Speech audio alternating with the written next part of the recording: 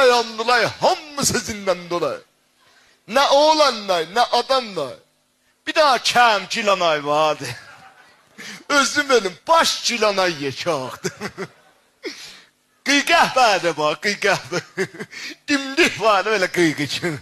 Hasan Ildıyım. Hasan Ildıyım kimin şokoy.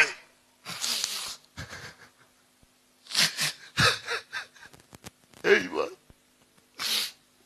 Eyvah Hasan Ildıyım. Ne oldu oğul? Ölüp değil.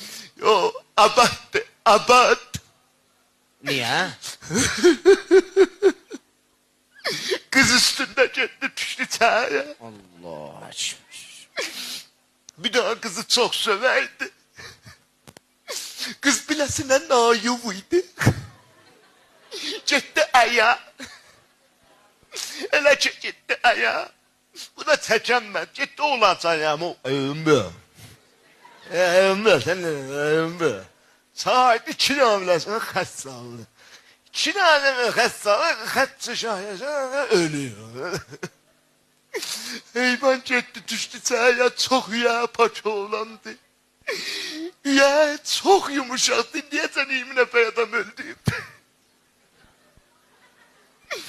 Hamisha okuyaydı zindanda. Gel buydu, sındıydı, sümbülümüzü ya, sümbülümüzü. Falaçaydı, hayçimiz.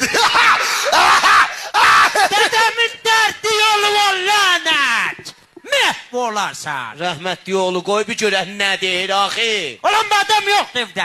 Olan gələndən sən ondan elə qarpışısan bir pis axı. Oxu ol, oxu. Naydana, naydana, naydan danışmak ya. Sabana aşıka sen, yaydan danışma. Yar çıkar dalın görünmen ah ne diyeyim olsun inşallah. Məş İsmail. Uşaqdır baba, uşaqdır. Allah Ekber, Allah Ekber, Allah Ekber.